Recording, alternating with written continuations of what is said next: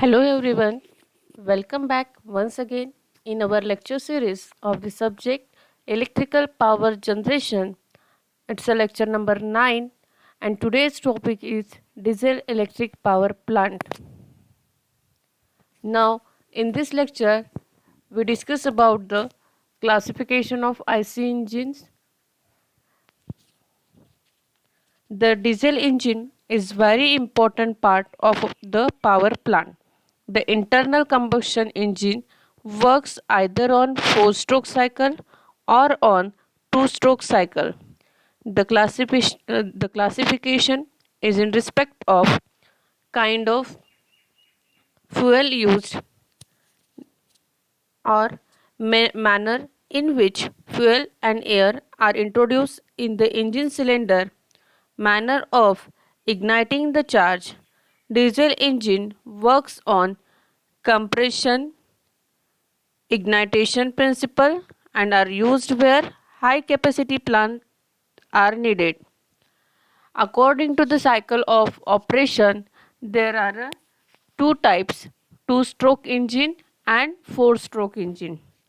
Four-stroke engine in this type of the complete cycle of operation is performed in 4-stroke or 2 revolutions of the engine.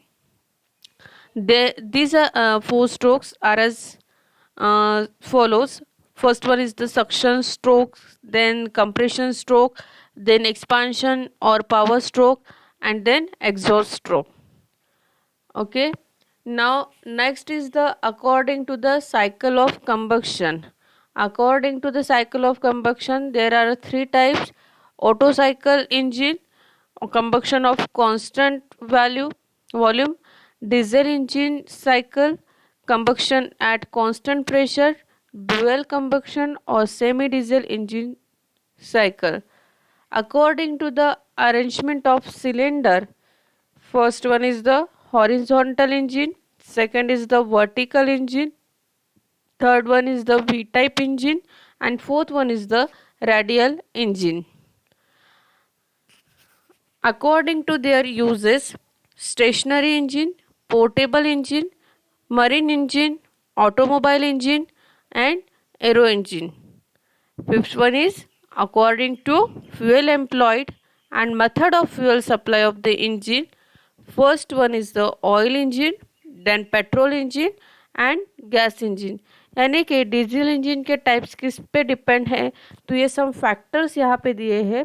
ये some factors पे diesel engine के types depend करते हैं कि जैसे कि उसका यूज़ कैसा है, उसके अकॉर्डिंग उसके फिर अलग अलग टाइप है उसका. उसमें हम फ्यूल कौन सा यूज़ करने वाले हैं उसके अकॉर्डिंग उसके टाइप अलग है. जैसे कि ऑयल इंजन अलग रहेगा, पेट्रोल इंजन अलग रहेगा, गैस इंजन अलग रहेगा. सभी इसको हम एक ही टाइप का इंजन नहीं दे सकते. Okay. Now according to the method of ignition, spark ignition and compression ignition.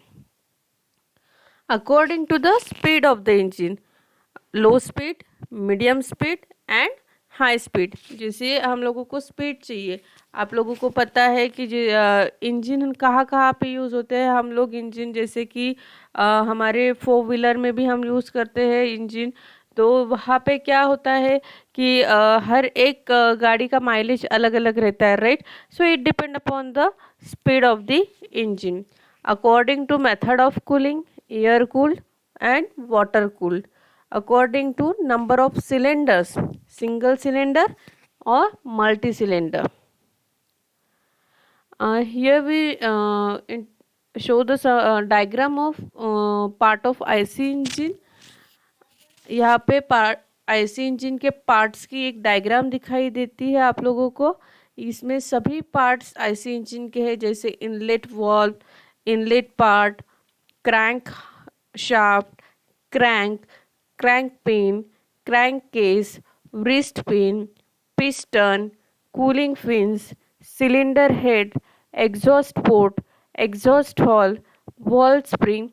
These are the all parts of the IC engine. Now, comparison between a petrol engine and diesel engine.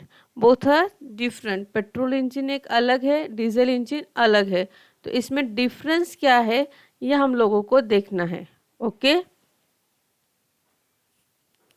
Fuel in suction stroke, spark plug and injector, thermal efficiency, space, running cost, weight, fuel costlier or cheaper, volatile, works on auto cycle and diesel cycle। ये सभी factors हम लोग comparison point of view discuss कर सकते हैं। Now this is the schematic diagram of diesel electric power plant। Here also we see the different components which is used in the diesel electric power plant, like as a fuel tank, filter, pump, air compressor, air tank, day tank, diesel engine, fuel filter, fuel pump injector, oil pump, lubricating oil tank, this generator, surge tank, cooling tower. Okay, these all are the various components which is used in the diesel electric power plant। It's a simple layout of diesel engine power plant. या आप लोग diagram MSBT की जो exam होती है उसमें अगर आपको लेआउट पूछा जाए तो ये डायग्राम आप लोग निकाल सकते हैं। Then main components of diesel electric power plant. The essential component of diesel electric power plant are as follows: diesel engine, engine fuel supply system, engine air intake system, engine exhaust system, engine cooling system, engine lubrication system, engine starting system, AC or DC generator। So these are the main components, essential components of diesel electric power plant। To supply the diesel power station, it is worth to know about the diesel engine and its construction and operation। Now, fuel supply system. It consists of storage tank, strainers, fuel transfer pump and all day fuel tank। ये सभी हम लोगों ने अभी जो block diagram देखी थी वहाँ पे ये सभी पार्ट्स देखे हैं। फ्यूल सप्लाई सिस्टम ये सभी स्टोरेज टैंक है, स्ट्रेनर है, फ्यूल ट्रांसफ़र पंप है, ऑल डे फ्यूल टैंक है, ये सभी को मिला के हमारा फ्यूल सप्लाई सिस्टम बनती है। Okay, the oil is stored in the storage tank. जो ऑयल हम लोगों को लगता है वो हम स्टोरेज टैंक में स्टोर करके रख सकते हैं। From the storage tank oil is pump to a smaller all day tank at a daily और short intervals.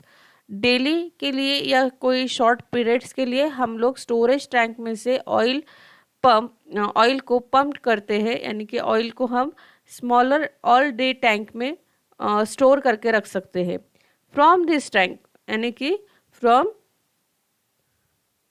All day tank fuel oil is pass through strainer to remove suspended impurities. फिर all day tank में से oil हम लोग pass करते हैं pass through this strainer. Strainer से क्या होगा कि जो भी इम्प्यूरिटीज है वो रिमूव हो जाएगी।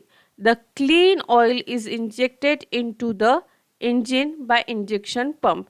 तो जो हमारा फिर ये जो हमारी इम्प्यूरिटीज हम स्ट्रेन करके निकालेंगे तो हम लोगों को क्लियर ऑयल मिलने वाला है और वो क्लीन ऑयल हम लोग इंजन में इंजेक्ट करेंगे बाय इंजेक्शन पंप। तो that is the fuel supply system. Simple चार बातें हैं कि एक तो फ्यूल सप्लाई सिस्टम किससे बनती है, तो storage tank, strainer, fuel transfer pump and all day fuel tank. Okay, now second one is कि जो हमारा ऑयल हम लोग स्टोर करके रखेंगे स्टोरेज टैंक में, वहाँ से हम लोगों को जैसे डेली के लिए या शॉर्ट पीरियड के लिए जितना ऑयल लगता है उतना ऑयल हम ऑल डे टैंक में स्टोर करेंगे।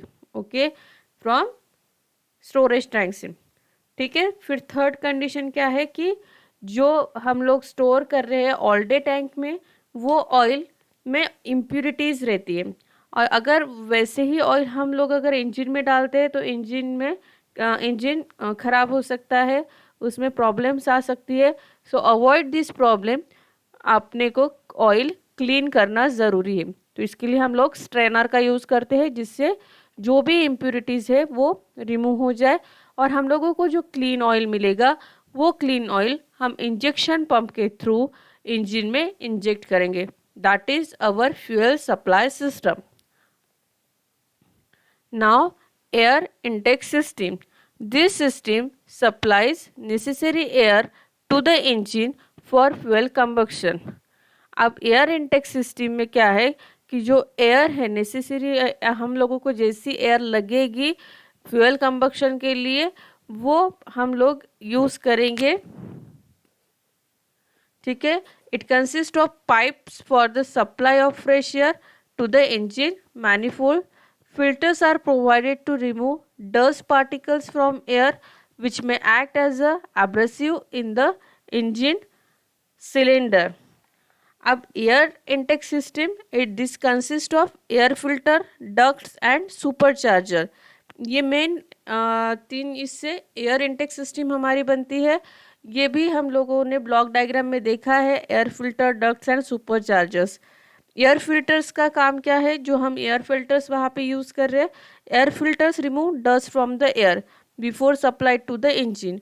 यानी कि इंजन में जो हम लोग एयर पास करने वाले हैं उसमें जो भी इम्प्यूरिटी डस्ट पार्टिकल्स है वो रिमूव करने का काम एयर फिल्टर करेगा। और सुपरचार्जर का फंक्शन क्या है, the function of the supercharger is to increase the pressure of the air supplied to the engine. तो जो हमारी एयर हम लोग इंजन में छोड़ने वाले हैं उसका प्रेशर इंक्रीज करने का काम सुपर चार्जर करता है। तो और इसके वजह से increase the power of the engine, the supercharger are generally driven by the engine. Okay, that is our air intake system. यानी कि सिंपली एयर हम लोगों को डस्ट फ्री करना है, उसके लिए एयर फिल्टर्स का यूज़ होगा।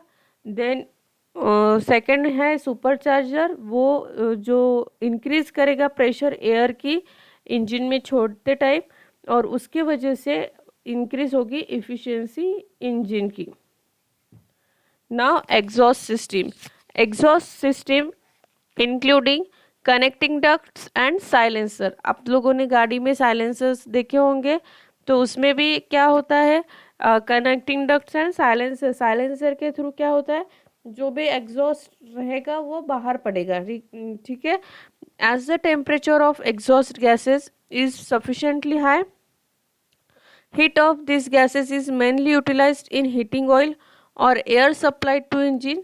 The silencer reduces the noise level. The system lead the engine exhaust gas outside to the building and discharge it into atmosphere. अब जो हमारा डीजल पावर प्लांट है वहाँ पे जो भी एग्जॉस्ट सिस्टम लगाई है तो उसमें क्या होता है कि जो कुछ भी गैसेस फॉर्म होंगी जो तो उसको बाहर फेंकने का काम, बाहर डालने का काम, एटमॉस्फेयर में छोड़ने का काम एग्जॉस्ट सिस्टम करती है। और silencer is usually incorporated in the system to reduce the noise level. जो भी नॉइज़ इसका प्रोड्यूस होगा उसको रिड्यूस करने का काम साइलेंसर करता है। Now next one is the cooling system. Cooling system includes water circulating pump, cooling tower and source or spray ponds and water filtration plant. It also included in cooling system. Cooling system carries away the heat from the engine cylinder to keep the temperature of the cylinder in safe limit. The pump circulates water through cylinder and head jacket. The water takes away from the engine and itself becomes hot. The hot water is cooled by cooling towers and recirculated for cooling. जो हमारी cooling system है वो water circulating pump, cooling tower और spray pond या water filtration plant के through बनती है। और कूलिंग सिस्टम जो कैरी करती है, यानी कि cooling system carries away the heat from the engine. Engine के पास से इंजन के सराउंडिंग हीट ना प्रोड्यूस हो, इसका काम, कूलिंग का काम, इसीलिए कूलिंग सिस्टम हम लोगों को लगेगी। और engine cylinder to keep the temperature of the cylinder in safe limit, यानी कि उसका टेम्परेचर बहुत ज़्यादा नहीं बढ़ना चाहिए। ये प्रिकॉशन लेने का काम कूलिंग सिस्टम करती है। Now next is the lubricating system. Lubricating system includes the oil pumps, oil tanks, filters, coolers, purifiers and connecting pipe work. ये सभी से lubricating system बनती है. This system minimize the wear of rubbing surface of the engine. The lubricating oil is drawn from the lubricating oil tank by the pump and is passed through filter to remove impurities. The clean lubricating oil is delivered to point which require lubrication. Lubricating system reduce the friction of moving part. Lubricating system की ज़रूरत क्यों है? तो जो भी friction moving part का friction होता है उसको रिड्यूस करने के लिए लुब्रिकेटिंग सिस्टम यूज़ करती है और reduce the wear and tear of the engine parts. इसके लिए हम लोगों को लुब्रिकेटिंग सिस्टम की ज़रूरत है। फिर ये जो लुब्रिकेटिंग सिस्टम है ये किसके कौन कौन से कंपोनेंट से बनती है? तो oil tank, pump, filter and oil cooler से। और यहाँ लुब्रिकेटिंग ऑयल जो है ये लुब्रिकेटिंग ऑयल टैंक में है। लुब्रिकेटिंग ऑयल टैंक में से लुब्रिकेटिंग ऑयल हम पंप के थ्रू पास करते हैं और जो कुछ भी हम ऑयल सेंड कर रहे हैं उसे उसमें की जो इम्प्यूरिटीज़ है वो रिमूव करनी ज़रूरी है। और clean lubricating oils is delivered to the point which require lubrication. जहाँ भी लुब्रिकेशन की रिक्वायरमेंट है वहाँ वो क्लीन लुब्रिकेटिंग ऑयल डिलीवर्ड किया जाता है। Okay, now next is the engine starting system. This is an arrangement to rotate the engine initially while starting until firing starts and the unit runs with its own power. Compressed air is used for starting. Engine starting system includes storage battery, compressed air tanks and self starters etc. जो हमारे engine starting system है उसमें क्या क्या included है? Storage battery, compressed air tanks and self starter. Okay, the function of starting system is to start the engine from cold by supply compressed air. The system enables the engine to rotate initially while starting until the firing starts and the limit runs on its own power. यानी क्या होता है कि हमारी जो engine starting system है ये storage battery, compressed air tank and self starter से बनी हुई है। अब स्टार्टिंग सिस्टम का फंक्शन क्या है? इंजन को स्टार्ट करना फ्रॉम कोल्ड कंडीशन, क्योंकि वहाँ पे जब हम लोग first time diesel power plant start करेंगे तो वो कोल्ड कंडीशन में होगा और कोल्ड कंडीशन में होने के बाद उसको हम लोगों को इंजन को स्टार्ट करने की ज़रूरत है। ओके, तो यही फंक्शन है स्टार्टिंग सिस्टम का। The system enables the engine to rotate initially. और ये क्या करती है engine starting system? Initially engine को रोटेट करने का काम शुरू करती है। While starting units the firing start. जब एक बार रोटेट होना शुरू कर दिया इंजन ने तो वहाँ पे फायरिंग स्टार्ट होता है और फिर उसके बाद सिस्टम जो है पूरा अपने आप रन होना शुरू करता है। That is the engine starting system. Now maintenance of diesel electric power plant. To maintain the operating condition of diesel engine at every half hour. Next, to maintain the correct record of the instrument reading in log sheet. Third, to maintain the record of instrument temperature, pressure, electrical load flow, etc. To check the level of fuel oil periodically. Filterize the fuel and remove unwanted impurities. Clean the fuel tank at regular intervals. Now, advantages of diesel power station. This is simple in design point of view, required very small space. It can also be designed for portable use. It has quick starting facility. Cooling is easy and required smaller quantity of water in this type power station. Thermal efficiency of diesel is quite higher than of coal. It requires less operating staff. Disadvantages of diesel power station. The plant generally used to produce small power requirement. Cost of lubrication is high. Third is maintenance is quite complex and cost high. Next one is the plant doesn't work satisfactorily under overload condition for a longer period. Thank you. I hope you all understand all the points. Thank you very much.